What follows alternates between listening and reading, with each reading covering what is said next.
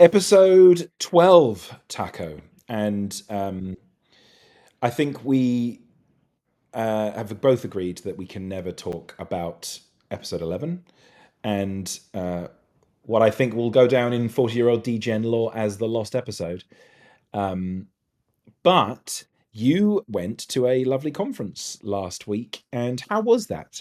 Yeah, which is where I recorded the lost episode from. And again, um, apologies for just everything. And I appreciate you giving me the opportunity to come back for number 12 and to get back on track. Mistakes were made. Um, and Rhymes were committed as well, as I yeah, understand. I'm about second chances. I'm glad that you're also about second chances. So yeah, moving on. Before we get into the conference, I'm I did a bad thing today, and I'd love to start with a new segment called Dark Breakfast Confessionals. Oh, no. Yeah, so as our many listeners are aware, I've been trying to eat slightly healthier, and so I've been eating a very boring breakfast of oatmeal with berries for months now. But I ran out yesterday. And so this morning I got up. It's right now it's still only 8:30 a.m. my time. I got up. Like, I'm gonna go to the grocery store. I'm gonna get some oatmeal. I'm gonna get back on oatmeal track. I want oatmeal this morning. So I'm on my way out, and I there was this pull inside me, this darkness that overtook me. That was, hey, wouldn't it be really nice to go get breakfast at McDonald's? Um, and I did it, Hutch. I went to McDonald's for breakfast this morning, and it was a mistake, and I feel awful, emotionally, and also now also a little bit physically. Um, Yeah. That is the McDonald's breakfast spiral. yeah, Tell me what I mean. I reserve judgment. yeah. I also have a food confession to talk about after this. But give me a little insight into what your McDonald's breakfast order is. So my breakfast order is because I don't when I go to McDonald's like to spend as little as possible because you can spend a lot of money at McDonald's now. Like if you go and get like a regular meal, it's like $10, which feels like too much. I can go and get a regular meal somewhere for $10. And so I try to keep it cheap. And so I do the sausage McMuffin, which is the one it's an English muffin with you probably call it an American muffin. I'm assuming we do like No, that's an English muffin. Yeah. you call Oh, in fact, it's just a muffin. it's It's just just a it's muffin. just a muffin. So it's a muffin with a piece of very oily sausage and a slice of processed cheese. And then I get the breakfast burrito, which is a small little rolled up pseudo burrito. And I get hot picante sauce with it. And then I get an iced coffee.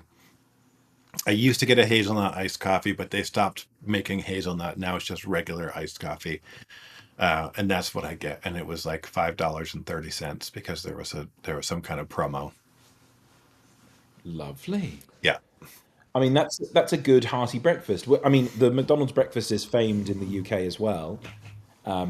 We also have those McMuffin things, although I think we go on the decadent side of things because I'm not sure you can get just the sausage and cheese. The standard is called the double sausage and egg McMuffin, which is two layers of like it. It's sausage meat, but in a burger patty, Hmm. essentially. Two of those, an egg that has obviously been fried in a cylindrical metal thing to Yeah. make it fit in the McMuffin, and then cheese. But we also now have what's called the Mighty McMuffin. And the Mighty McMuffin is sausage, bacon, egg, and cheese in a McMuffin. And add a couple of hash browns on there as well. And Bob is your uncle. I Wow. tend to go hot latte in the morning, Uh huh. but it's always cold here, so maybe that makes a bit more sense. Yeah, famed breakfast. I've got to be honest. Our standard is the regular egg McMuffin is egg, ham, cheese, English muffin. And there's a sausage version also No, with egg. But if you, I can get mine, which is the sausage and the cheese without the egg. Adding the egg like doubles the price. It's like $3 of just added egg, which I can't pull the trigger on, and so I don't. right. And that's the great egg shortage of 2025, presumably, that's causing that. Well, that was always the case, but yeah, it's probably even worse now that there's an egg Gosh, shortage. gosh. Yeah. And now tell me a little bit more about the breakfast burrito because we also have tortilla-based breakfast items in McDonald's UK, Yeah. but they're called wraps. That's a breakfast wrap, right? And it's Hmm. open at one end, so I guess it's closed over, right? But also, I don't think. In fact, I know they don't do hot sauce on the menu for McDonald's because they've recently just added a new burger, which is called the American Hot, and it's got Frank's hot sauce on it, Oh, and like they're making a big thing about like this is the first time that you can get like a spicy thing in McDonald's UK, but they have that all the time, do they, in America? we have Frank's hot sauce. I don't. We don't consider it to be especially spicy, and we don't have that burger. So that's amazing. I love that for you guys. Wow. I'll have to go.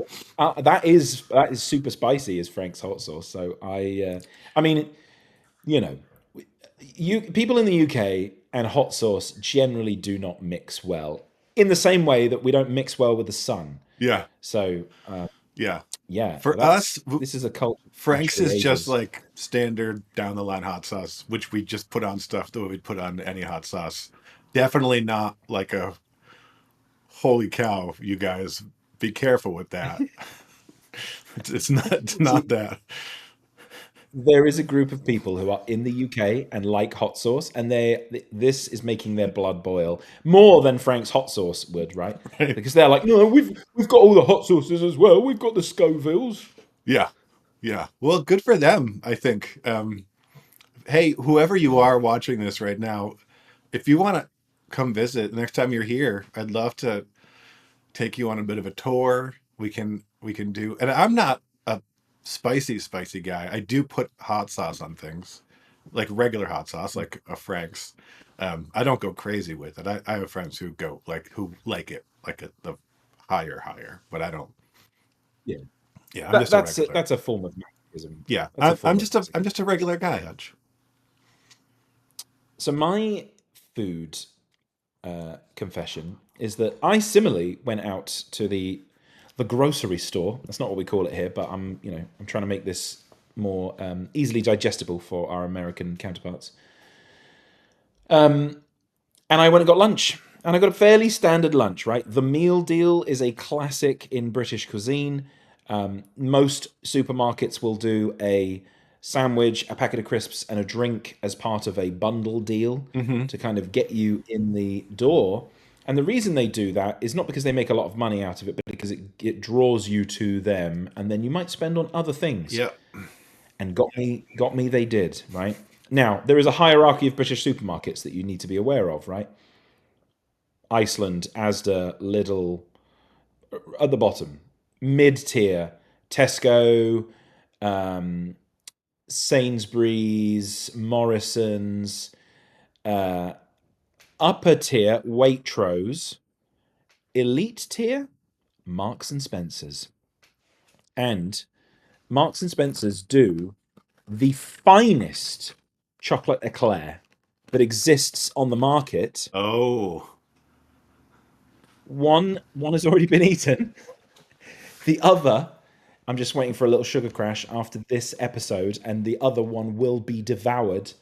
But again, like if you go and get an eclair, right, from a bakery, it's normally high level, but it's like very rustic, right? It's like Yeah. a whatever. If you go and get an eclair from Tesco or Sainsbury's, low quality. Hmm. The M&S eclair is one of it's up there with a Krispy Kreme original glaze. Like it is. it is just so Moorish and so delicious that thank God they only sell them in packs of two, because if they did four, I'd be looking at the other two in the fridge and being like, well, I can't leave them; they'll go stale. So that's, I also had that's not every day. Yeah. That is a occasionally I slip, Hmm. but yeah, I want you not to feel alone in your gluttony. I appreciate that. Thank you, sir. I don't do it often. I don't remember the last time I went and got a McDonald's breakfast, but this was just one of those mornings. I don't know. I love It's it. been I love it. cold and dreary and horrible. I have another confession to make. Um, Hmm. Can you it's sing it like the Foo Fighters, though, please? no, I've got another confession to make. no, I can't. It's it's been it's been very dreary here. It's been raining for days. It's very cold. Um, Mm. and coming into this podcast, um, I knew at some point I would say how cold it is, and then you would compare it Mm. to how cold it is on whichever the other one is. And when I say the Mm. other one is to say, I don't Mm. know if I'm on Celsius or Fahrenheit. I just know it's different. Yes. I'm on one of them and you're on one of them. And I've never known which Yeah. one I am because it's not important to Right. me as an American, but maybe I should know. I have no idea. I know, and mostly because I did a lot of traveling for this. I worked for a company beforehand. You've probably never heard of them. Anyway, I did a lot of traveling to the States, and so I regularly needed to check what the weather was, because when you talk to an American and they're like, "Oh, it's so cold out here," and then as a British person you get there and it's like hotter than your summertime, then you're like, "Oh, okay." But if you live in the desert, of course this is cold. But I don't live in the desert. I live in the dreary rain of England. Hmm. So I can tell you with 100% confidence that you are on Fahrenheit. Okay. Is there a Now, way? How can we I don't know what remember the that? conversion.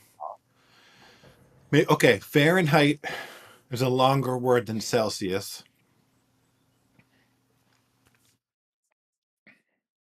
United States of America is longer than England. So that's how I remember. Both longer names apply to me.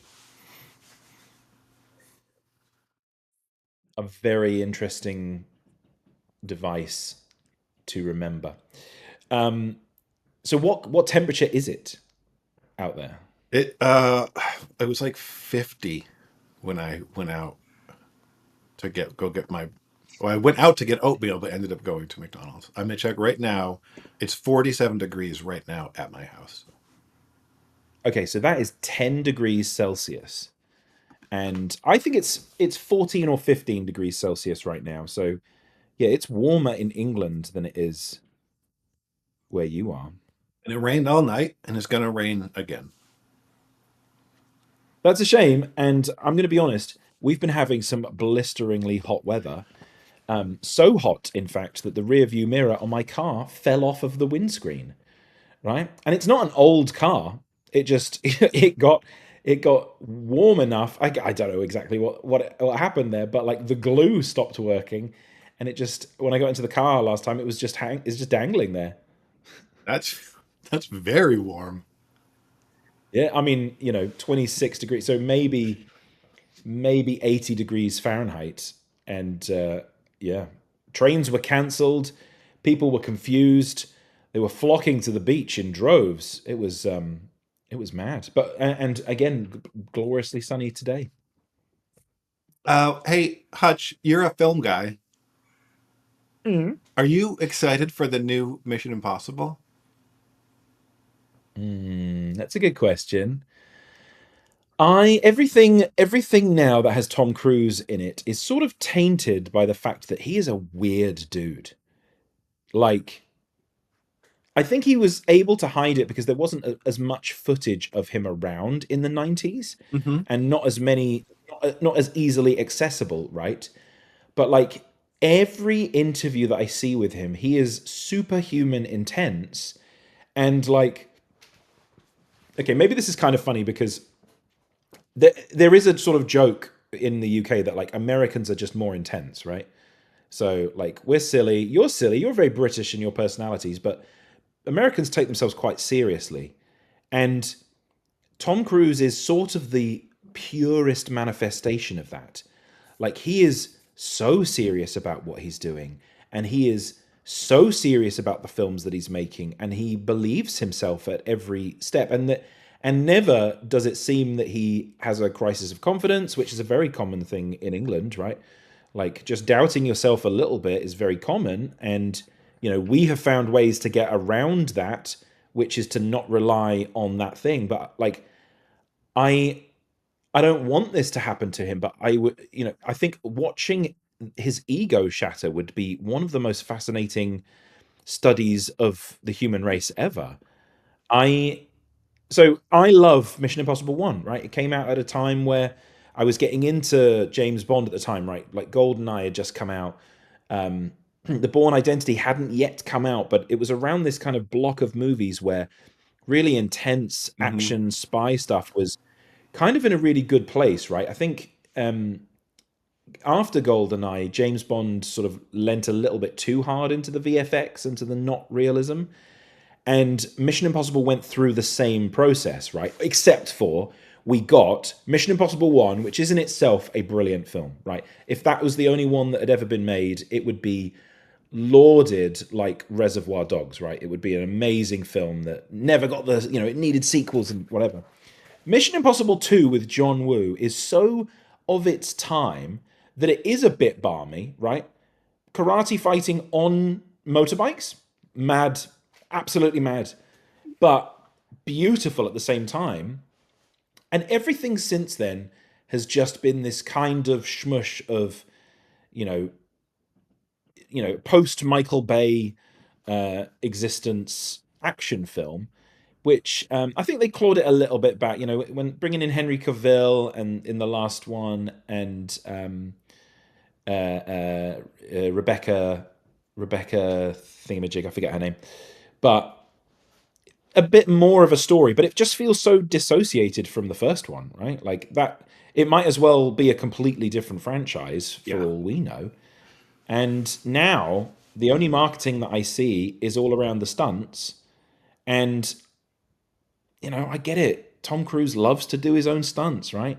And it feels like as an executive producer, everybody is sat around the room and they're like, "Okay, how do we market this?" And Tom goes, "Guys, I've got the answer. We talk about the stunts." And everybody there is like, "Yeah, yeah, yes, that's a great idea, Tom." And then he's like, thank you," right? Like, I just can't. It just feels like a big ego boost for him. Yeah. I don't know. I'll No. probably watch it. I won't watch it in the cinema, but I'll wait for it to come to wherever it comes. Yeah. Same. I won't go see it in the cinema, but I've been rewatching them because it's been the first one was 96. It was 30 years ago.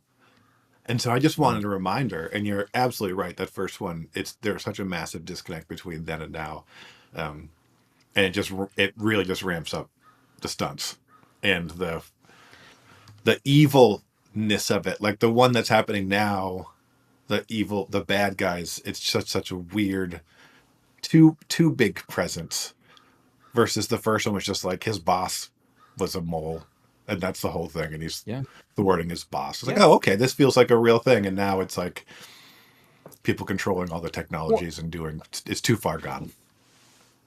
and think, and so many franchises have gone through this, right? Fast and the Furious. By the way, there is a TikTok about the naming convention of Fast and the Furious, which you need to watch.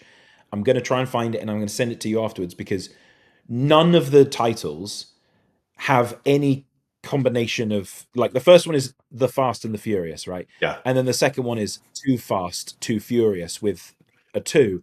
And then like The Fast and Furious, and like the way that they like change it, but no two ones follow the same pattern. They are all completely distinct, which I find hilarious. And the guy who tells it is very funny. Anyway, a lot of these franchises have gone through this kind of like they have to keep raising the stakes. They have to keep raising the stakes. Yeah. And what I think they can learn from is a franchise like Bond, right? when they brought Casino Royale to market, they dialed it right back. You know, we had Piers Brosnan who was like kite surfing the bonnet of a car across an ice lake while a guy with diamonds in his face shot from a minigun that was mounted to the back of a Jaguar. Like, what? That was mad. And then like, oh, he's playing a casino game and at some point somebody tries to poison him. That's about the whole James Bond thing, right? But they really knocked it back and it was so much of a more robust film for as a result. Yeah. And then it fell a little bit into the right. It did. They did start raising the stakes, but I think throughout the Daniel Craig era, they did an amazing job with. Sam Mendes did an amazing job, and then the last one I feel just tipped over that scale a little bit, and there is that moment like in Bond, it all feels very visceral, very intense. But then there was this moment right at the end of the last Bond where they zoomed out on the thingamajig, and I was like, oh, I've seen this type of VFX Michael Bay nonsense. It's Fast and the Furious, it's Transformers, it's whatever, and it really broke that for me. And Mission Impossible, it's that same thing. And all right, they do strap him to a plane, and he does do a backflip on a bike off of a thing. I get it, but like a lot of the other like car chase scenes, you can tell the glass isn't real, Yeah. and it's all a little bit soft. Yeah. I think the difference for me between a Mission Impossible, which has gone too far, and a Fast and Furious, which has gone even further, is I think it's the Fast and Furious. There's that wink to the audience that like, guys, we know that we've gone too far, and that's what makes this fun. Like when they're flying a car into space and their car is now a shuttle in space, that to me is they're saying we're just having fun out here. Like this obviously is too silly, and that's what this is about now. We were guys who raced cars and now we're astronauts. It's different than I see. Tom Cruise hanging from more planes. Like, oh, guys, we did it before, but I want to do it again. Let's do biplanes. I don't know who's flying biplanes in this new movie, but that's silly, but not in like come on, guys. If you're gonna do it, take it It's to space. wrestling. Yeah, it's wrestling rather than UFC. Yeah, I get it. Well, I get it. And there's an element of like that I'm sure that is great for the audience that they're like. I mean, I if I miss a Fast and Furious movie, I'm not concerned at all. But I will specifically like any Bond film, I will go and watch it in the cinema. It's a bit of a rite of passage. But yeah, like this could if he wasn't unless except for the name Ethan Hunt, right? There doesn't feel like there's any connection. It feels like there's more of a connection between that thing that he did with Cameron Diaz when he was driving her around on a bike through Rome or whatever, yeah, and then Jack Reacher or whatever he was doing. It feels like that's more connected to Mission Impossible than the original Mission Impossible was. And I'd love to see a return. I'd love to see something that is not VFX'd up beyond belief, is a little bit more subdued, still has some action and some fighting. yeah, Like, I want some of that. I wouldn't mind a car chase, but I want it to be, Paris, and I want it to be a vintage car and for it to look really good. But yeah, the moment that you get into that sort of VFX nonsense and people are yeah, doing crazy stuff, yeah, you're sort of losing. yeah. Like in the first one, there weren't points when you think to yourself, "Oh, that would have killed him." But I just finished 4 Ghost Protocol, and he should have died 50 times. And it's like I don't, I don't want him to be a superhuman, even though he's It brings you out. very handsome. Well, is he though? I don't know. Well, His Hollywood told me he is. So yes, it's one of those things that like I think objectively I don't think he's an ugly man, but the moment that you see him talking, do the hairs on the back of your neck not stand up? Like if I met somebody like that in the supermarket, yeah, and I was like, "Oh, hey, sorry, do you mind if I get around you so I can get yeah, those eggs?" And they were, "Yeah, sure, of course you can, man." yeah, I would run for the fucking exit. Like that guy is a psychopath. I don't know that he's a psychopath. I don't want to make that claim in public, but Like it's not a I don't see them as like a, oh yeah, hey, yeah. They're like, hey, it's great to meet you. Yeah, yeah. Mm-mm, He's mm-mm. deranged, but in a way that allows him to be a superstar. Yeah, madness. I want to come back to something that we talked about on the Lost episode.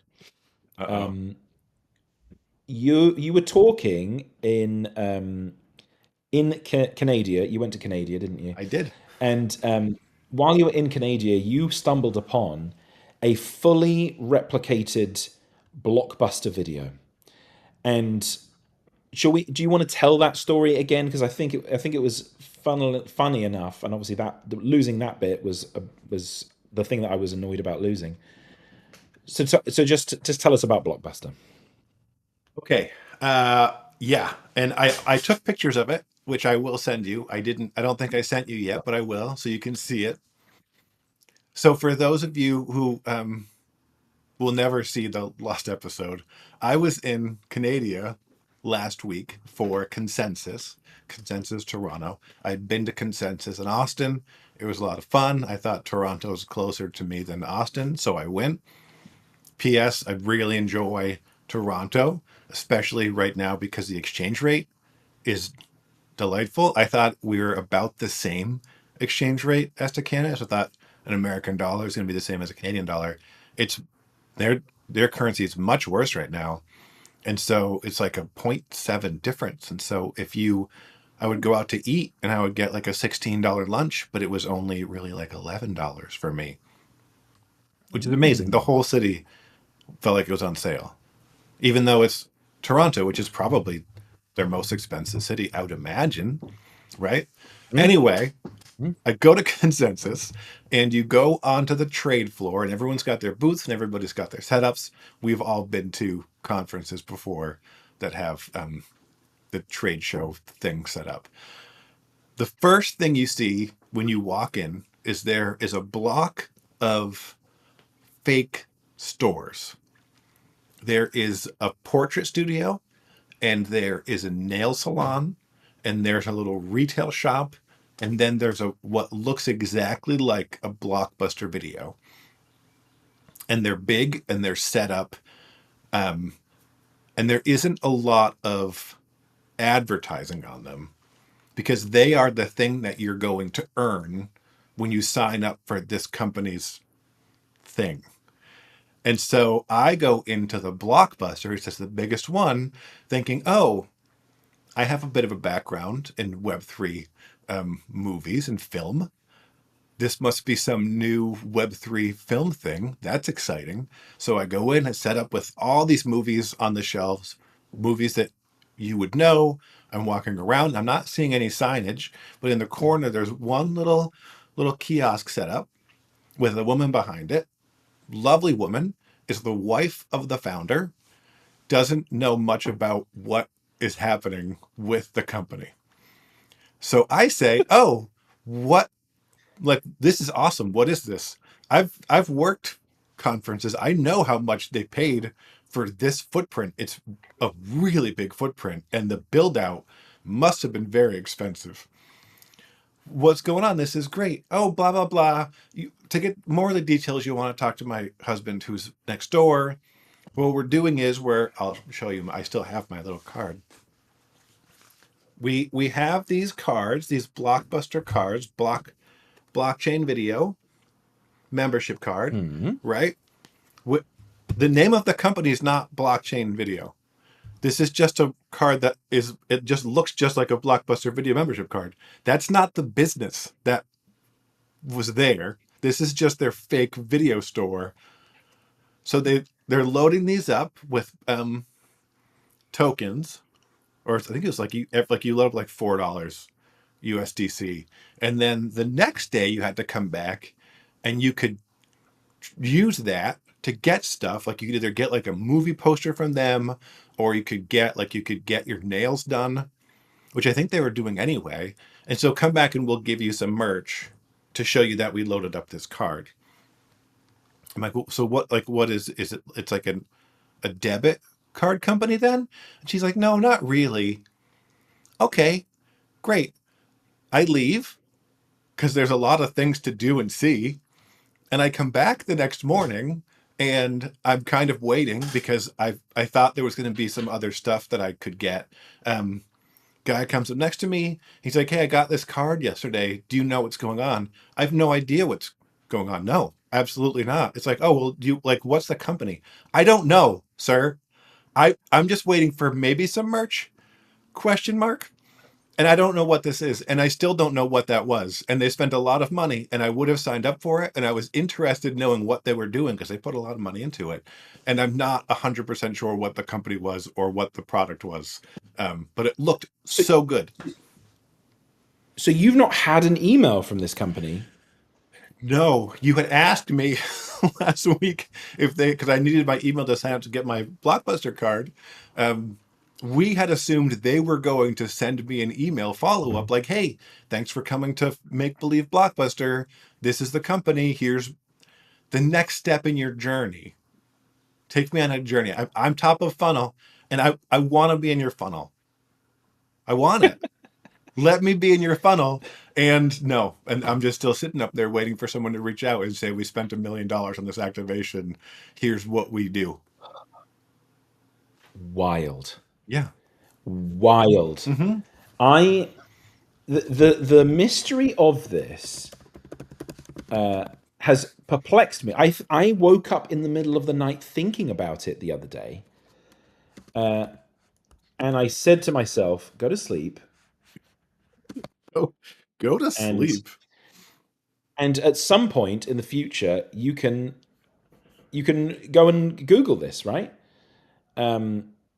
And so I haven't done that yet, and I won't do it on this podcast because it makes for a terrible podcast. But yeah, I need to know who this was and how this feels like. I mean, we've seen and we've heard of some monumental failures in blockchain activations, but this feels like the creme de la creme of that. They were they were really nice, which was great. I just don't know. I'm just not sure what the product is. But I would have done it. I would have done whatever the thing was because they were nice and Amazing. because I saw the effort they put into it, and it was, I thought, pretty Yeah. innovative. Like it was super eye catching. Most of the, you go to a conference, most of it are just like booths with the name of whatever the tech company is, and like two people there to answer questions. I don't have questions if I don't know what you are. Generally, I'm not the guy who's like, I don't go booth to booth and say, "Hey, what's this thing? What's Fingo Tech? Oh, Fingo Tech, great, blah blah. Here's all this information." And they owned all the other ones, the retail store, the nails. Yeah, They you would It was use all the your same company. card to go in and do the things. I went into the retail store and I did get some socks. Hold Lovely. wait, What's on the hold socks? hold on. Oh, I got oh, I got a little excited there. I did get some socks. but and what's on the socks? I Is it don't a know. company name? Is it a They're still brand in my name? bag. I don't know. I didn't take them out of their plastic. I'll bet you know what? I'll bet it is. I'll bet I can solve the mystery by looking at what's on those socks. I just put them in my bag. I don't know. They had shirts and stuff. I thought and hoodies. And the girl who was working, the wife who was working at Blockbuster, not video, said the next one you can go in there and you'll be able to get like hoodies and stuff. And I love a good hoodie. But they didn't. They Who were. doesn't? She was just like, "It's just socks." And I'm like, "Oh, yesterday they said you can get this other stuff." And she's like, "But you can't." And so I took the socks and moved on. Well, I'm going to Google that when we're done here because that is a mystery that I can't. I feel like I can't leave alone until it is solved. I'm gonna look at the Absolute madness. socks and I'll let you know what the socks say, and maybe we can get to the bottom of it. Please do. I want and would send me a picture as well, but so I can put the picture in the podcast. Yeah, I just sent you, I just messaged you the pictures of their thing into Oh, okay. Discord, so you have them. Oh my gosh. Okay, I'm actually going to share this on the screen because it's much easier to do that and put this into the podcast that way. Even the back, so I that's the mean, back of it, where they even have like yeah. the painting, that like a little bit of graffiti. They've got a dumpster back there, and then the arrow to go on. Hey, go around to Pudgy? blockchain video. There's a pudgy like that. Doesn't that look so good? It looks just like Blockbuster. Wild. Oh yeah, and they've got all the posters up here, and like big posters, right? That's Star Wars. Yeah, big. And those are all the videos that are on the shelves. And so all of that is in there. You can see the posters on the left. Those are what they're doing for the giveaway, which is, I think, a kind of a strange giveaway. Most people are traveling, I'm guessing. I'm not going to take that onto a plane. I was driving, but I still didn't want one. Mm. And a little photo booth and everything. Yeah, you can go in and get pictures taken. Right? Mad. Isn't that I so mean, cute? let's just guess. How much floor space is that? That's 4 or 5 booths, right? Oh, yeah. Yeah. And those booths aren't cheap. No. And that is very, it's, yeah. So Acronym Plaza, but I don't think Acronym was the, I don't know. Didn't say. Maybe Acronym, but if Acronym is the business that is doing all this, to only have Acronym on that very small thing at Top Plaza feels crazy. But yeah, it's the very first thing. That's the most prime real estate in the place. Do we want to take a guess at what that would have cost? That's 50 grand right there, my estimation. Just for the footprint. Just for the footprint, yeah. And then the build out is a ton. And then staffing it. Yeah.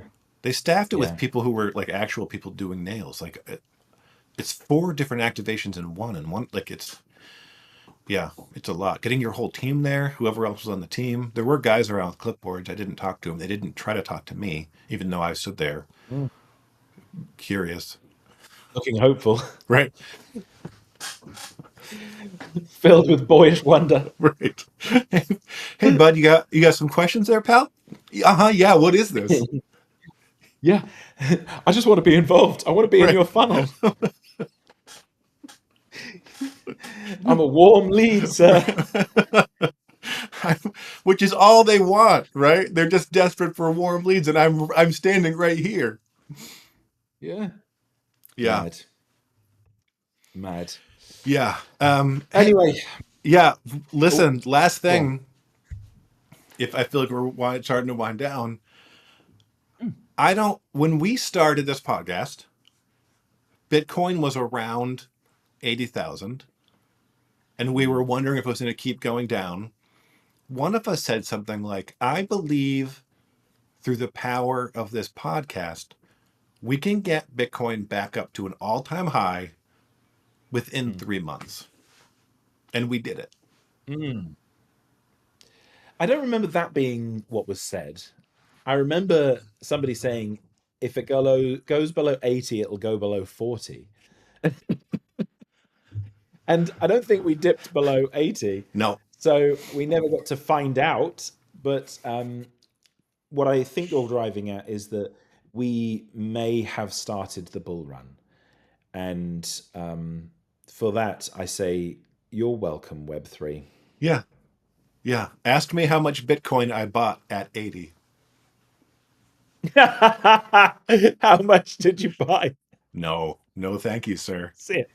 No, none. Zero. None. Even though I was very confident it would at least get back up to 100, which would have been, Hmm. is that a 25%? No, but you spent that money on good vibes, and Yeah. I, that is a leveraged bet again on the ecosystem, on the state of the markets. So I think you did. I think you made the right call. Yeah, I Much think, prettier than Bitcoin's. yeah. And in that time, good vibes are up more than Bitcoin. The good vibes floor right now is zero point 0.7. Ooh, very tasty. Yeah. Yeah. Good for you. Congratulations, sir. Look at me. I'm just going to keep holding. Congratulations today, but in 3 months, if it goes to zero, I won't have sold any of them, and so we'll No, see. they're too pretty to sell. They're too pretty They're to too sell. pretty. I won't do it. I get it. I get it.